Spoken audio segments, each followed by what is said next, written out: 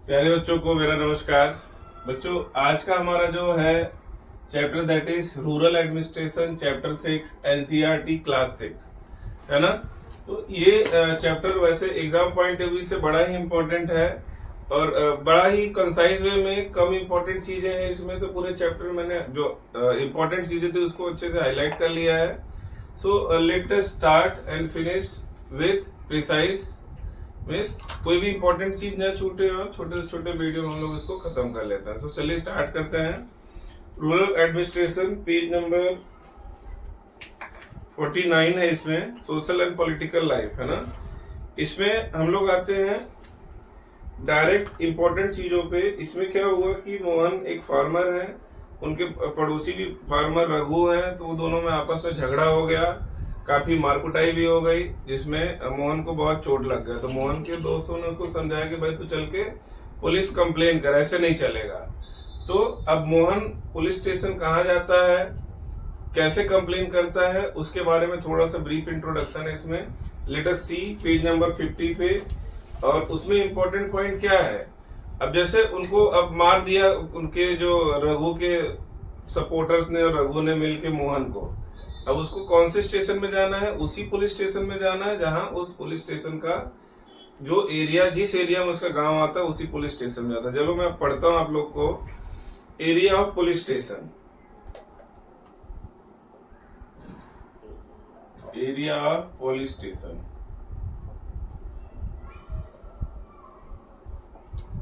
बच्चों आपको कहीं इधर उधर भटकना नहीं, जितना मैं पढ़ाऊंगा इस चैप्टर में उससे ज्यादा आपको एक क्वेश्चन बाहर से नहीं आएगा, है ना। So let us proceed. We can register the case only in the police station because our village comes in its area of work। ये मोहन अपने फ्रेंड लोग को बोलता है कि भाई हमारा केस कहाँ रजिस्टर हो सकता है, सिर्फ उसी पुलिस स्टेशन में जिस पुलिस स्टेशन के अंतर्गत हमारा एरिया आता है। तो मैं लिखता हूँ इसके अंदर area of police station. We can register our complaint only in police station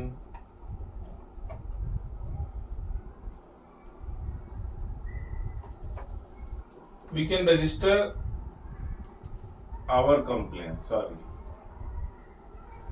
we can register our complaint only in police station in which our area falls। इसका मतलब जिस पुलिस स्टेशन के अंतर्गत हमारा एरिया फॉल होता है उसी police station में हम कंप्लेन कर सकते हैं। एक पॉइंट हो गया। अब नेक्स्ट पैराग्राफ है पेज नंबर 50 पे ही। Every police station has an area that comes under its control. तो सारे पुलिस स्टेशन के पास एक एरिया होता है, वो उसके कंट्रोल में आता है। लिख देता हूं, every police station has an area comes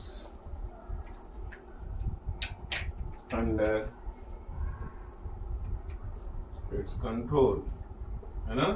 तो सारे पुलिस स्टेशन का ऐसा है कि एक पुलिस स्टेशन होगा तो उसको पर्टिकुलर एरिया दे देंगे और उस एरिया में जो भी क्राइम होगा, उस एरिया में जो भी क्राइम होगा उस क्राइम का कंप्लेन उसी पुलिस स्टेशन में होगा। और जो उसको क्या करेगी बाद में उसके खिलाफ जो इन्वेस्टिगेशन करना, जो भी खोजबीन करना, तो वहां की पुलिस करेगी। Because that police know the geography और वहां का एरिया को बहुत अच्छे से जानती है और वहां के लोगों को भी अच्छे से जानती है। They are in better position, है ना। They are in better position to investigate everything, है ना। चलिए आगे बढ़े।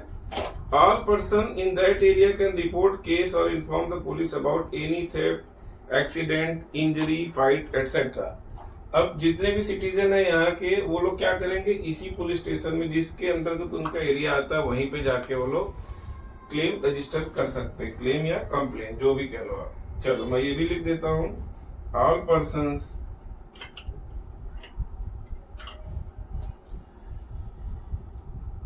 in that area can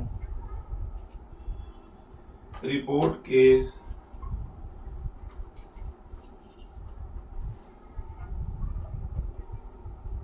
or inform the police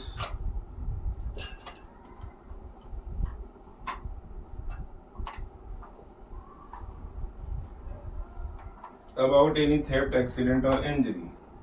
About theft, accident और इंजरी। ठीक है, तो ये चीज क्या है, उसी पुलिस स्टेशन में हमको जाके करना है ना। It is the responsibility of the police of that station to inquire और investigate and take action on the case with in its area. अब जो पुलिस स्टेशन में जो वहां पे पोस्टेड होंगे, थर्ड पॉइंट मैं बता रहा हूं आप लोग को, उनकी अब रिस्पॉन्सिबिलिटी आ जाती है कि उसको इन्वेस्टिगेट करें। थर्ड पॉइंट है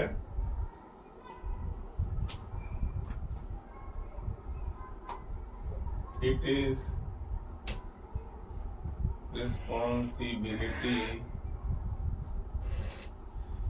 responsibility of the police of that station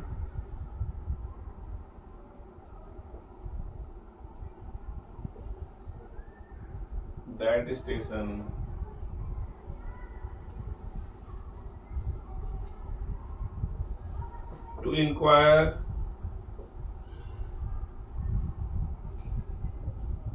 to investigate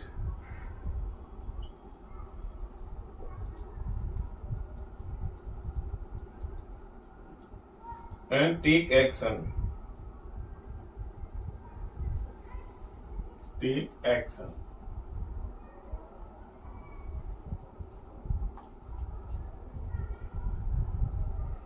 on the case within its area।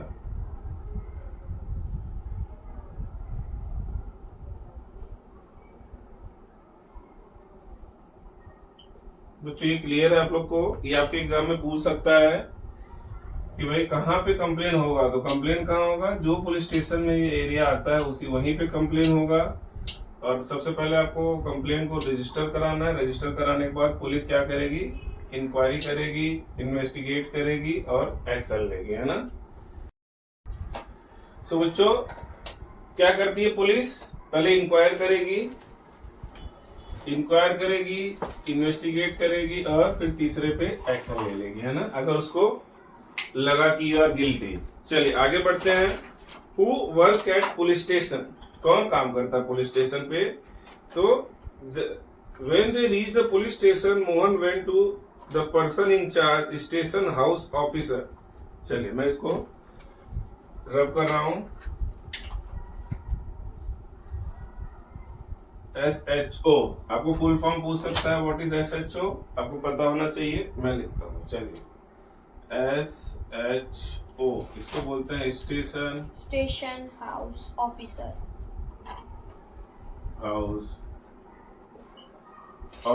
है ना। He is the important person sitting in the police station.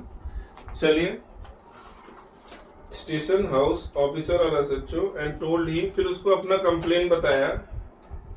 फिर SHO साहब ने क्या बोला, मोहन ने पहले बताया कि भाई मेरे साथ मार कुटाई हो गया है, बहुत मारा गया है मुझे। तो SHO साहब ने बोला कि भाई ऐसा कुछ नहीं है, दिस इज रॉन्ग, इतनी छोटी सी बात का कोई कंप्लेन नहीं होता है। मतलब जनरली जो नेचुरल इंस्टिंक्ट होता है कि जनरली एक बार में कंप्लेन नहीं होता है। फिर बाद में क्या हुआ, गांव के लोग इकट्ठा हो गए, सबने जब प्रेशर डाला तो फिर SHO साहब ने बोला ठीक है आप राइटिंग फॉर्म में अपना कंप्लेन दे दो, है ना। फिर Mohan write down his complaint and also told the police that he would send a constable the next day to investigate the incident. फिर कंप्लेन राइटिंग में ले लिया और उन्होंने बोला कि भाई नेक्स्ट डे हम किसी को भेजेंगे इसको इन्वेस्टिगेट करने के लिए। नेक्स्ट टॉपिक आता है हमारा मेंटेनेंस ऑफ लैंड रिकॉर्ड, ये भी इंपॉर्टेंट है। चलिए स्टार्ट करते हैं। अब थोड़ा मैं स्पीड पकड़ता हूं। चलिए बच्चों, maintenance of land record very important.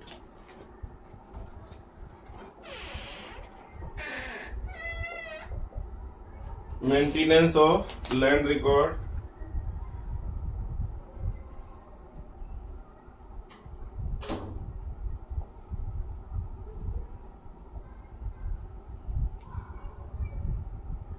बहुत सारे रिकॉर्ड होते हैं इसलिए लैंड रिकॉर्ड्स कर दिया मैंने। चलिए देखते हैं। Measuring land and keeping, page number 151 का सेकंड पैराग्राफ है। Measuring land and keeping land record in the main work of patwari. ये पटवारी का मेन काम है, क्या है? Measuring land records, land records. Measuring land, measuring मतलब नापना, and keeping land records, and keeping land records, land records is the main work of पटवारी।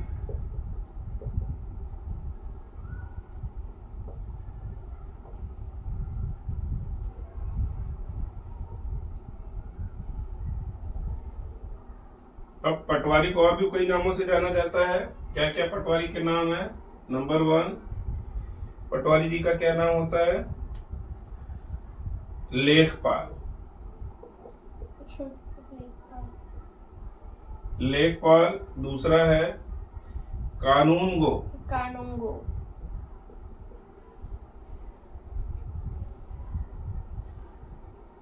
इसको और भी बोलते हैं कर्मचारी। कर्मचारी या विलेज ऑफिसर। Village officer.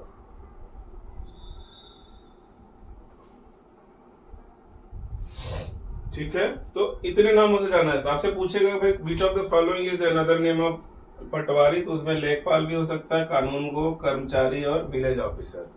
तो ये हमको ध्यान रखना है ना। Sorry, the patwari usually has ways of measuring agriculture field, in some places a long chain is used.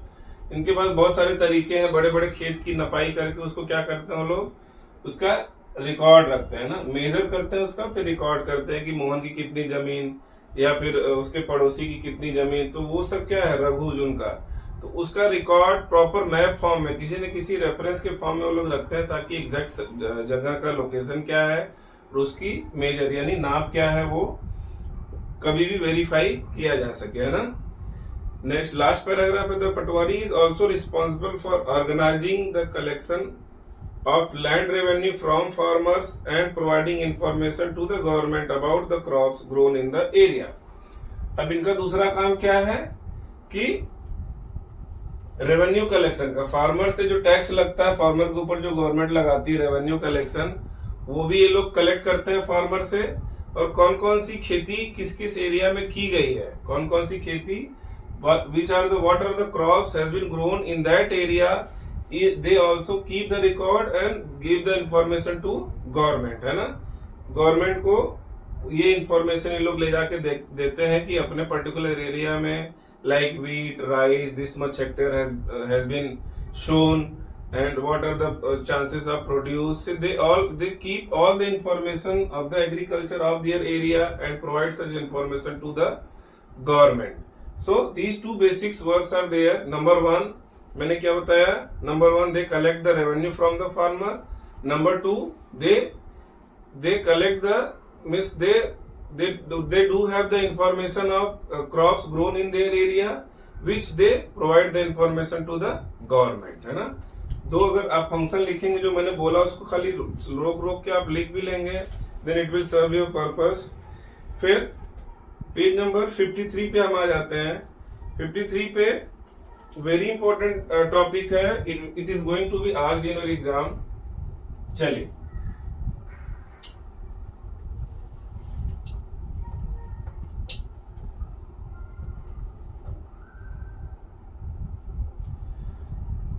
Second paragraph, page number 53। All states in India are divided into districts. We all know that all states are divided into many parts known as district for managing matters relating to land. These districts are further subdivided. अब एक district होगा, district को भी further सब divide कर देंगे ताकि जो उनका एडमिनिस्ट्रेशन है या जो उनका प्रॉपर तरीके से मेंटेन करना वो अच्छे इफेक्टिव तरीके से कर पाए। The sub division of districts are known by different names such as tehsil, taluka etcetera. चलिए मैं लिखता हूं, पहले तो क्या होगा, स्टेट होगा, स्टेट को डिवाइड करेंगे किसमें, डिस्ट्रिक्ट में, और डिस्ट्रिक्ट को डिवाइड करेंगे तहसील में, है ना, तहसील, तहसील में, या फिर इसका और नाम हो सकता है तालुका, एटसेट्रा। चलो एटसेट्रा भी लिख दिया मैंने। तो ये पहले स्टेट को सुचारू रूप से चलाने के लिए उसको क्या करेंगे, छोटे छोटे डिस्ट्रिक्ट में बांट देंगे, और डिस्ट्रिक्ट को भी इफेक्टिव तरीके से एडमिन करने के लिए उन्होंने क्या किया, डिस्ट्रिक्ट को डिवाइड कर दिया तहसील में। कहीं कहीं इसको तालुका भी बोलते हैं, कहीं कुछ और भी बोलते होंगे, तो हमने तहसील या तालुका लिख लिया। ठीक है। At the head is district collector. अब इसका हेड कौन होता है, डिस्ट्रिक्ट का district collector, district collector, district collector. ठीक है बच्चों। और and under her are revenue officer also known as tehsildar. अब इसका जो है, इसके अंडर में आता है तहसीलदार,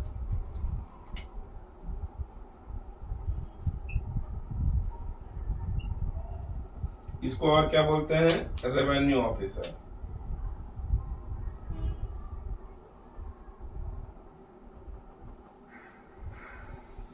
ठीक है। जो किसको हेड करता है, इसको हेड करता है। तहसीलदार होगा तो किसको हेड करेगा, ये। ठीक है बच्चों। सो हमको ये ध्यान रखना है, आपसे पूछेगा हु इज रेवेन्यू ऑफिसर, हम लिखेंगे तहसीलदार, है ना। बहुत सारे वर्क होते हैं इंपॉर्टेंट इनके।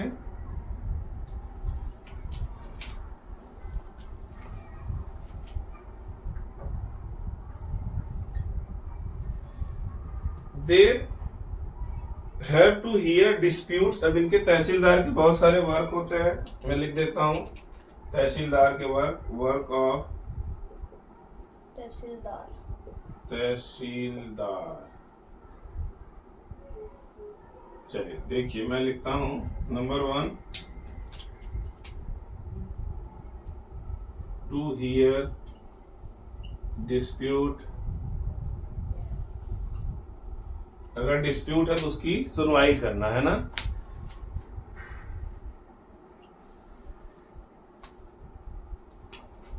डिस्प्यूट्स कर देते हैं। नंबर 2, सुपरवाइज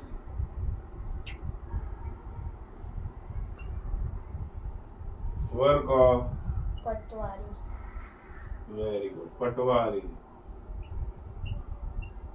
पटवारी जी की ऊपर नजर रखते हैं ये, है ना। And ensure that records are properly kept and land revenue is maintained. And ensure that revenue is properly collected and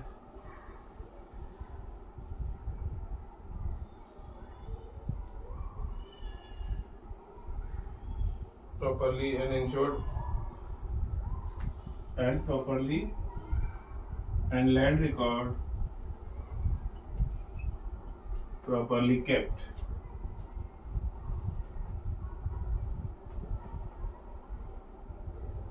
ठीक है।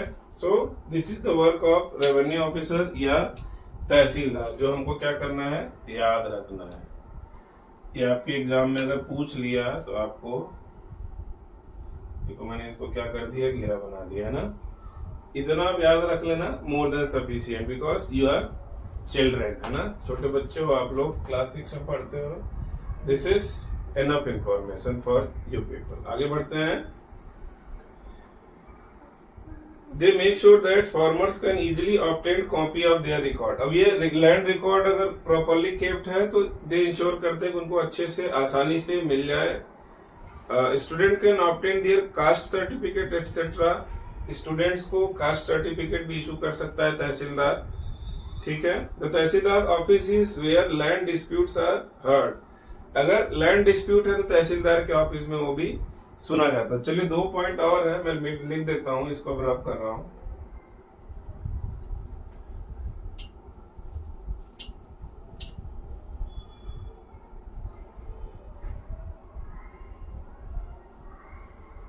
तो इन्होंने ये कर दिया। और अब अगला काम क्या है इनका, थोड़ा कलर में चेंज कर देता हूँ, शायद ग्रीन कलर थोड़ा लाइट हो रहा है। चलिए, students can obtain caste certificate from their office, है ना, तहसीलदार के ऑफिस से दे सकते हैं वो लोग। और land disputes, to hear dispute में कौन सा डिस्प्यूट होगा, लैंड डिस्प्यूट, है ना। So he hear whenever there is a land dispute then it is heard in the office of तहसीलदार, है ना, तहसीलदार के ऑफिस में उसकी सुनवाई की जाती है। आगे बढ़ो बच्चों, I think chapter is finished, let me check. No, एक छोटा सा 2 लाइन का टॉपिक और है, then we will finish this chapter. क्या है, a new law.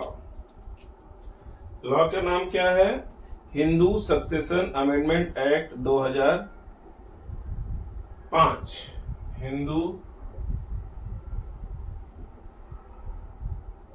Succession amendment law 2005।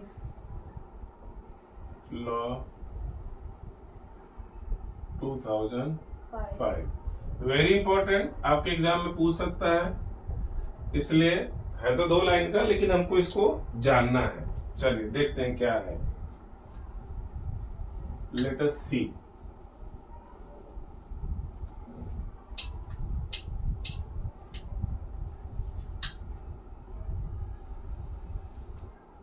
क्या है, पहले क्या होता था,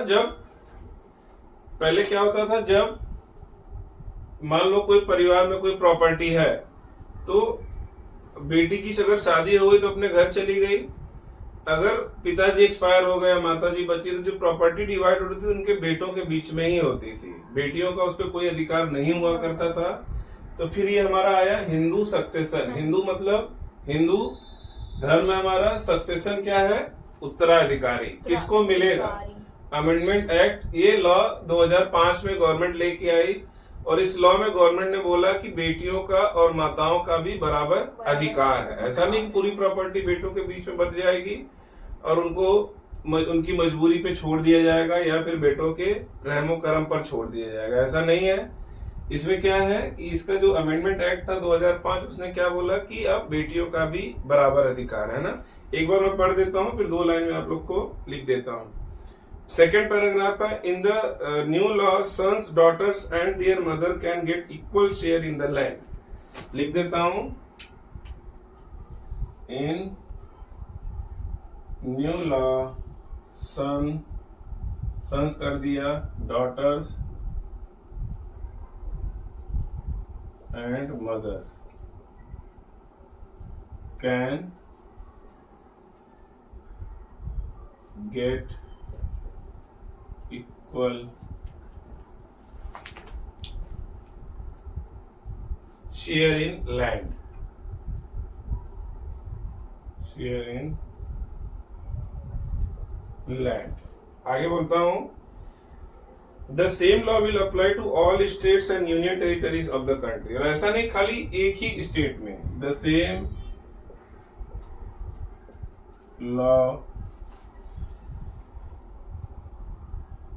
will apply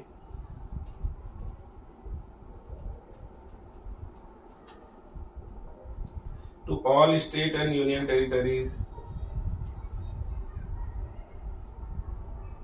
and union territories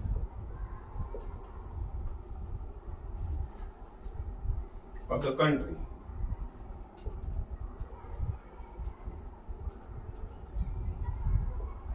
ठीक है बच्चों, this law will benefit large number of women, है ना, बहुत सारे वुमेन्स के लिए ये बेनिफिशियल्स है। तो अगर आपसे पूछेगा what is Hindu succession amendment act 2005, तो हमको लिखना है इन दिस लॉ, और ये in this new law son daughter and mothers, mother कर देता हूं, son daughter and mother can get equal share in land, उनको क्या मिलेगा, इक्वल शेयर मिलेगा, है ना। The same law will apply to all state and union territory of the country, सारे पूरे भारत में ये लागू हो गया है, कब से, 2005 से। यानी बेटियां अगर अपना हक मांगने आ जाए तो भाई उसको मना नहीं कर सकते, भाई तेरी शादी हो गई तो अपने घर जा। क्यों? क्योंकि उसके पिताजी ने या उसके पेरेंट्स ने बनाया है ये प्रॉपर्टीज, तो उसका भी उस पे पूरा अधिकार है जितना बेटों का है।